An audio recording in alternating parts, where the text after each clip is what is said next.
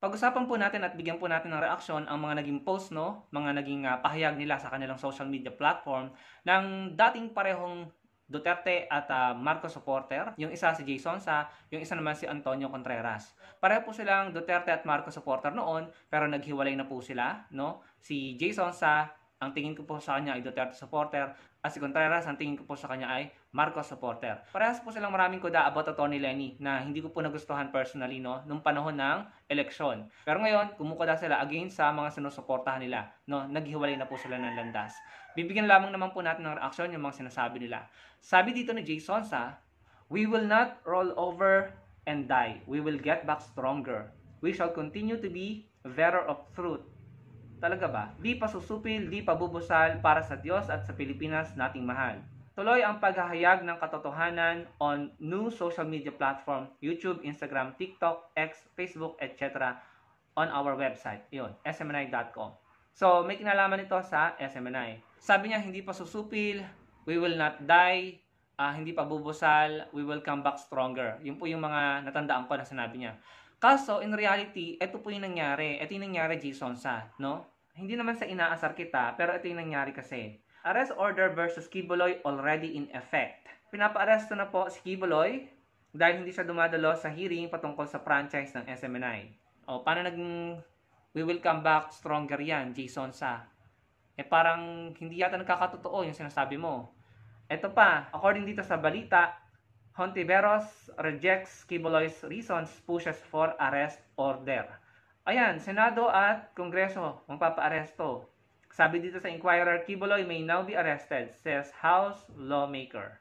Ayan yung mga balita, Jason Sa. Eto pa. Sabi dito, House okays SMNI franchise revocation on second reading. Ayan, mare-revoke.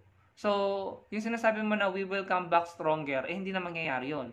Kapag na-revoke na yung prangkisa, paano pa kayo babalik? Ano pa yung babalikan nyo? Diba?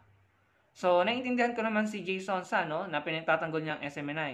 Ikaw ba naman? According sa kanya, diba, 1 million per month ang sahod niya as a consultant, no? Kahit siguro ako, pagtatanggol ko, hindi mo rin nagpapasahod sa akin, no? But unfortunately, hindi nangyayari yung sinabi ni Jason Sa na hindi pa bubusal, hindi pa susupil, no? Ganyan ba yung sinabi mo dun sa pinanggalingan mo na ABS-CBN noon? Kung ako nagkakamali, nanggaling siya sa ABS-CBN din no? Ganyan ba yung sinabi mo nung natanggalan ng prangkisa sa panahon ni dating Pangulong Duterte ang ABS-CBN na may 11,000, no? Kung ako nagkakamali, 11,000 po yung nawalan ng trabaho or 11,000 plus. Ganyan ba yung sinabi mo nung tinanggalan ang ABS-CBN ng prangkisa sa panahon ng pandemic, no? Sa panahon na may mga sakuna, na dapat meron sana tayong katuwang na nagdadala ng impormasyon sa mga Pilipino. Naalala nyo yung isang lugar na binaha na nagulat sila kasi hindi nila alam na merong, if I'm not mistaken correct me if I'm wrong, ito lang kasi talaga yung tatandaan ko. Parang nagulat sila doon sa lugar na yon kasi biglang lumaki yung tubig. Hindi nila alam na may nagpakawala ng tubig sa dam, no? Yun po yung pagkakaalam ko. Or may parating na bagyo. Then, bigla na lang bumaha, no? Lampas sa bahay yung baha. Hindi nila nalaman yung impormasyon patungkol doon. Maraming nagsabi ng mga tao na kung bukas sana ang ABS-CBN, kasi yung lugar na yun hindi abot ng ibang network Ang nakakaabot lang is yung ABS-CBN sa radyo, sa TV. Abot doon sa lugar na yon. Sabi ng mga tao, kung bukas ang ABS-CBN, nalaman nila yung balita at nakapaghanda sila, nakalikas sila. Kaso, sarado ang ABS-CBN noon. So, ganun ba yung kuda ni Jason Sa nung panahon pinasara ang ABS-CBN, nung panahon kailangan natin ng magdadala ng impormasyon about pandemic, about sa mga bagyo, sakuna. Di ba hindi naman ganyan si Jason Sa? Pero ang kaibahan, yung mga opisyal ng ABS-CBN dumadalo sa pandinig ng Kongreso. Dumadalo sila sa hearing, hinaharap nila, no? Pero nawalan pa rin sila ng prangkisa. Yun naman yung kagustuhan ng dating administrasyon tinatanggi pa, no? Na wala daw kinalaman si dating Pangulong Duterte doon. Ganun ba yung mga kuda ni Jason Sa noon? Di ba hindi naman? But unfortunately, kahit pag ganyan yung mga kuda mo ngayon, hindi sumasang-ayon ang tadhana sa'yo, Jason Sa. Ito naman po, basahin po natin yung sinabi ni Antonio Contreras dito. Ito, real talk ito, no? Hindi ko gusto tong taong ito kasi marami tong kuda about Atty. Lenny na hindi ko nagustuhan. Pero may sinabi siya dito na totoo at talagang patama at talagang masasaktan po ang mga DDS kapag narinig nila ito. Ito na po. Sabi niya dito, so this talk about pro-Duterte and pro-Kibuloy forces allegedly planning to oust PBBM, I mean seriously, who would support them politically and militarily. Congress is dominated by Marcos allies. The armed forces will not leave an inch because Duterte and Kibuloy are pro-China. Even the pink and yellows, when push comes to shove, would prefer a Marcos than a Duterte. The only enabler they have are the pro-Duterte social media bloggers who are in their own echo chambers and have lost all credibility except to their loyal base. Ayun, no? Real talk, mga DDS. Alam ko, nasaktan kayo sa sinabi ng dati yung kapwa Duterte supporter. Ang tingin ko dyan, Kate Contreras, dating supporter yan ni Duterte eh. I may be wrong, pero yun po yung tingin ko sa kanya. Pero, coming from someone who supported BBM Sara noong eleksyon, maririningan mo ng ganyan sa mga pure-blooded DDS, masakit yan, no? Kasi na-real talk sila. Sa totoo lang, kahit sinong tanongin nyo, hindi majority ang mga DDS. Tignan nyo yung nangyari dun sa rally nila sa Cebu at dito sa Liwasang Bonifacio. Sila lang, no? Hindi sila nakalikom ng more than 100,000, no? Lalo-lalo na dun sa Cebu, konti talaga yung dumating. May mga picture na nagpapakita na di umano'y nilangaw yung rally. So, mga DDS, magising na kayo sa katotohanan. Hindi na pabor sa inyo ang nangyayari, hindi na kasi kayo yung majority, no? Ang hirap kasi sa inyo, binoto nyo si BBM, pero gusto nyong tanggalin si BBM sa pwesto, no? Ayan, napala nyo. Sinabi naman sa inyo ni BBM na isa siyang Machiavellian, no? Pero ginastify nyo, pinaluwanag nyo kung ano yung Machiavellian para magmukhang okay ang pagiging Machiavellian. Kaso, sablay kayo. Kung ano-anong justification ang sinabi nyo noon about dun sa pagiging Machiavellian ni BBM. Tinanggap nyo, tuwan-tuwa pa kayo na Machiavellian si BBM.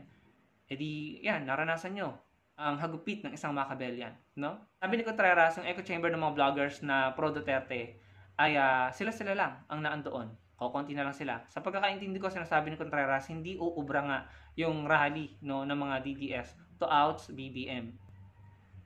Magti 3 years na si BBM, di ba? Napatalsik ba nila? Urong sulong. Ihihiwalay ang Mindanao, biglang hindi na ihihiwalay ang Mindanao. Ayaw sa Chacha, biglang susuporta na sa Chacha. Sasabihin pulburon si BBM, biglang hindi naman pala pulburon. Urong sulong. Sinong susuporta sa inyo? Wala kayong consistency, no?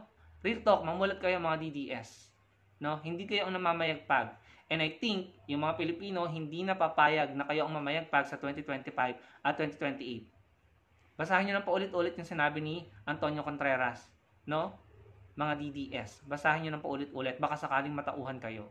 Nakikita ko sa 2025, sa 2028, majority ng mga Pilipino ay hindi na magluluklok ng pro-China senators or president at vice president, no? So, kung bigla kayong babaliktad, mga DDS na biglang magiging pro-Pilipino, pro-America ng inyong mga sinusuportahan,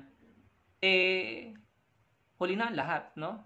Alam na ng mga Pilipino na yan ay pagpapanggap. Na ang inyong mga politiko na biglang magiging pro-Philippines and pro-Americans at magsasalita against China kapag malapit ng eleksyon, dapat alam nyo na po yan, na yan ay hindi totoo, hindi sincere, yan ay pagpapanggap.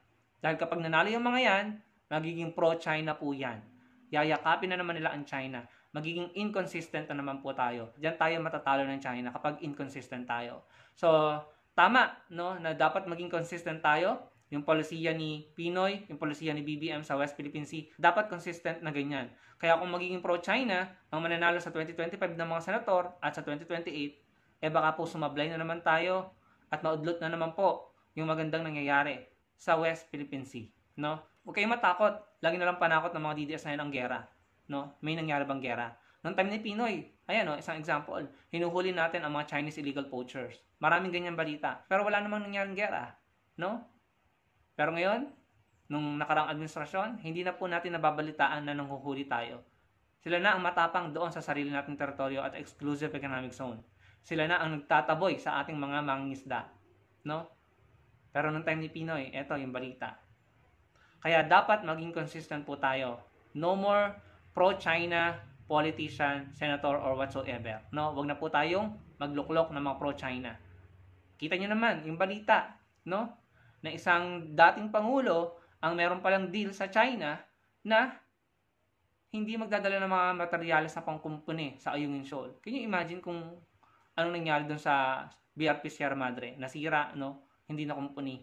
Di naalagay sa delikado ang buhay ng mga sundalo natin doon. Tsaka bakit ka susunod sa kagustuhan ng China? Exclusive economic zone mo yon. Kung hindi ako nagkakamali, teritoryo or EEZ ng Pilipinas yon. Bakit sila ang masusunod? Di ba?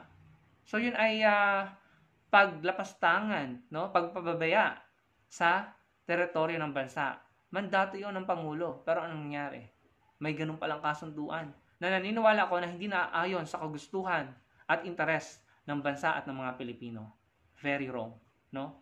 So, kitang-kita na mismo mga dating DDS-BBM ang nagsasalita ngayon against sa mga pure DDS, no? Tignan niyo mabuti, analyze ng mga DDS, hindi na kayo ang majority. And I don't think na mamamayagpag pa kayo. Marami nang nagsasalita ngayon, marami nang nagbablog, marami nang nagpo-push back. Tignan niyo yung mga dating sobrang influential na mga vloggers nyo, si Mocha Uson, si Jam Magno, si Thinking Pinoy. Wala, hindi natin sila nararamdaman ngayon, no? So, good luck na lang talaga sa inyo. At good luck na lang talaga sa Pilipinas kapag mga maling politiko na naman ang nanalo, no, sa bansa natin. Ano pong masasabi niyo mga kababayan? Ilagay niyo lang po sa comment section below. At huwag niyo kalimutang i-like ang video natin at magkita-kita po tayo sa susunod kong video. Salamat po.